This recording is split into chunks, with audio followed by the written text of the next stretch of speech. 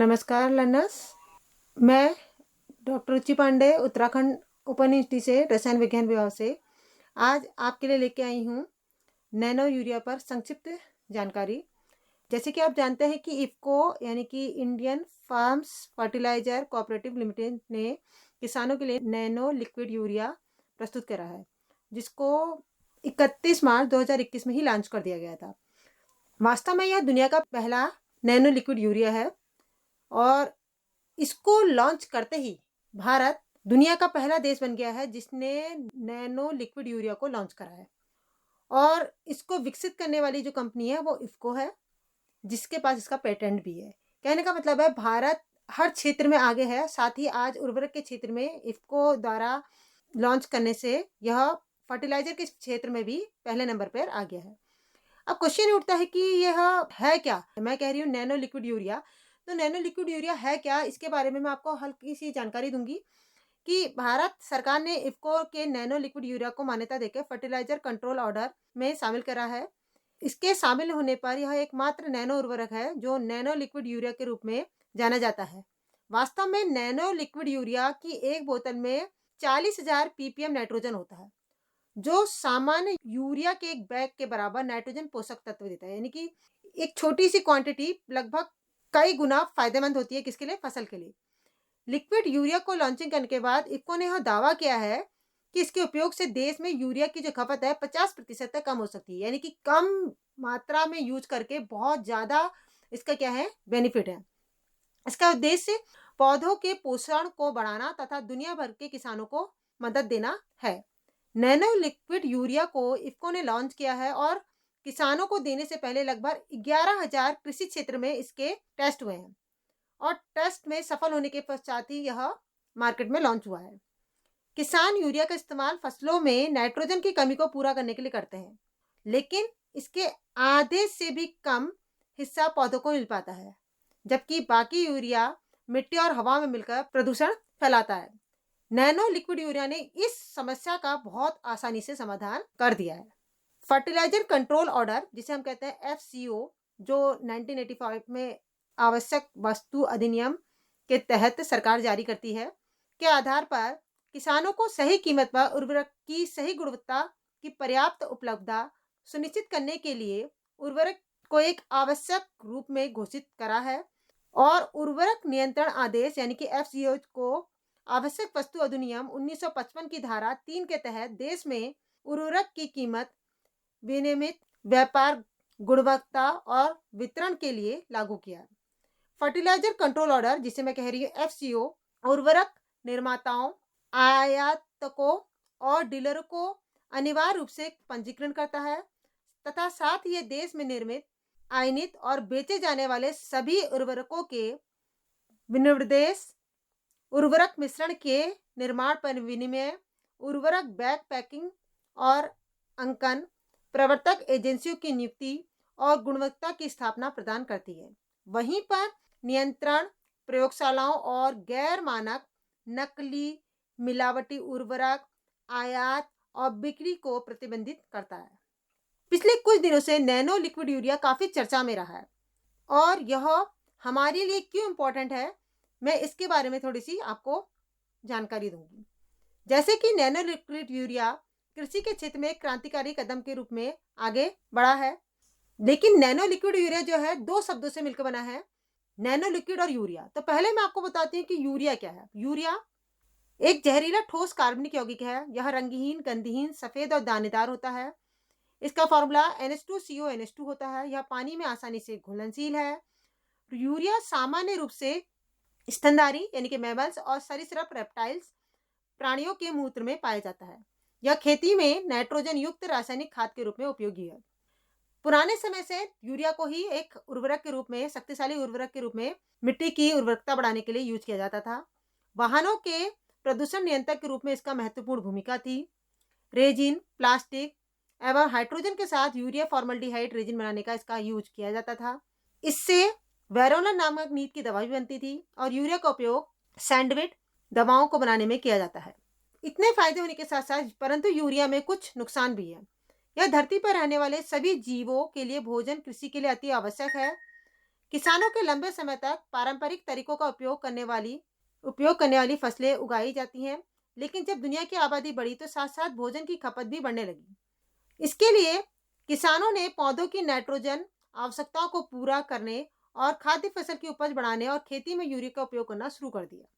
Urea फसलों की उपज बढ़ाने में मदद करता है, परंतु बार बार और इसका अधिक उपयोग करने से पर्यावरण के लिए खतरा पैदा होता है। कुछ अध्ययनों के अनुसार किसानों द्वारा छिड़के जाने वाले लगभग 40% यूरिया का पौधा उपयोग नहीं करते हैं। यह मिट्टी और भूजल में फैलकर प्रदूषण फैलाता है। इसके अलावा अतिरिक्त यूरिया नाइट्रस ऑक्साइड का उत्सर्जन भी करता है।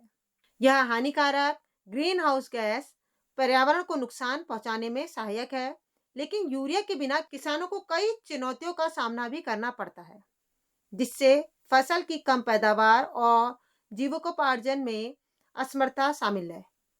तो आखिर इसका हल क्या है? कहने का तात्पर्य है कि यूरिया का उपयोग तो हम बहुत पहले समय से करते आ रहे हैं और यूरिया हमारे लिए फसलों के लिए उत्प्रेरक का काम करता है। कहने का मतलब है इसकी फसल की उर्वरकता बढ़ाता है, परंतु हमने अभी आपको इसके कुछ हानिकारक प्रभाव बताए कि यह ग्रीन हाउस इफेक्ट करता है।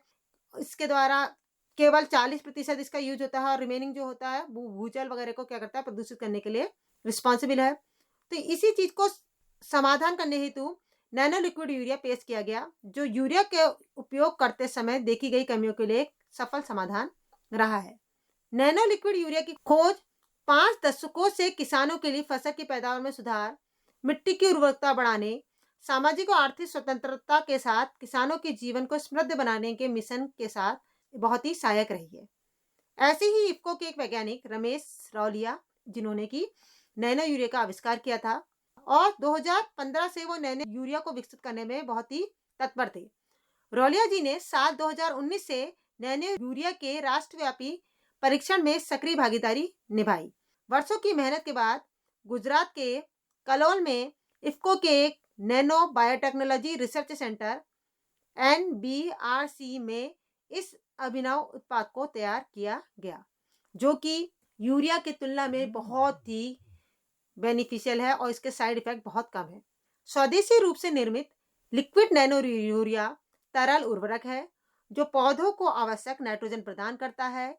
ये नाइट्रोजन पौधों में अमीनो एसिड, वर्णक, एंजाइम और आनुवंशिक सामग्री से उत्पादन के लिए महत्वपूर्ण है। नैनो यूरिया एक नैनो प्रौद्योगिकी आधारित उत्पाद है, जिसने सामान्य कृषि उर्वरकों से जुड़ी कई समस्याओं का समाधान किया है।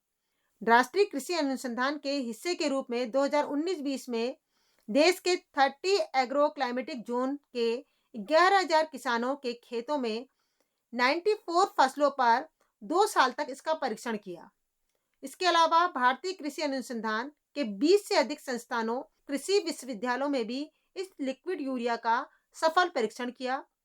इसके दौरान पारंपरिक नाइट्रोजन पूरकता विधियों की तुलना में नैनो यूरिया के कई फायदे दिखाई दिए और उसके बाद यह किसानों के लिए फसलों में यूज करने के लिए सहायक है। नैनो लिक्विड यूरिया के कुछ लाभ पर मैं थोड़ा दृष्टि डालूंगी। जैसे कि मैंने आपको बताया यूरिया तो बेनिफिशियल है ही, लेकिन नैनो लिक्विड यूरिया उससे बेस्ट है। तो नैनो लिक्विड यूरिया के लाभ क्या है? नैनो यूरिया ठोस यूरिया की तरह तरल है।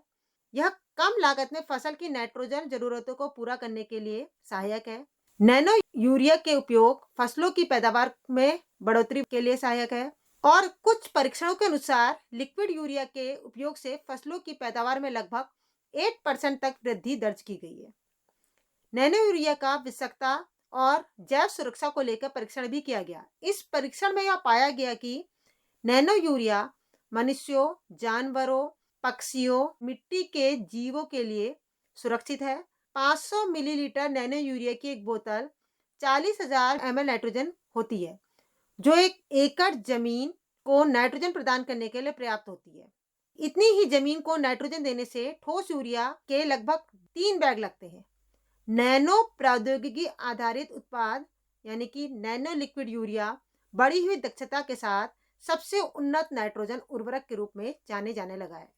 नैनो यूरिया एक लागत प्रभावी उत्पाद है और खेतों में इसकी कम मात्रा डालने पर फसलों को जरूरी नाइट्रोजन प्राप्त हो सकती है। खेती के लिए नैनो यूरिया का उपयोग सबसे सफल फायदा है तथा इससे पर्यावरण को कोई नुकसान नहीं होता है तथा ग्रीन हाउस उत्सर्जन भी बहुत कम होता है और यह हवा और पानी की गुणवत्ता में भी सुधार लाता है। जब इतने फायदे हैं नैनो यूरिया के, तो इसको लेकर भविष्य में कुछ संभावनाएं भी होंगी, कुछ फायदे होंगे भविष्य में। तो इससे क्या फायदे हैं देखिए, नैनो यूरिया अपनी उच्च दक्षता, न्यूनतम पर्यावरणीय प्रभाव के साथ कृषि में क्रांतिकारी बदलाव ला रहा है। उर्वरक के इस स्थायी विकल्प से कृषि क्षेत्र में सुधार हो रहा है, किसानों की आय में वृद्धि हो रही है और कम लागत पर फसल की पैदावार बढ़ने लगी है।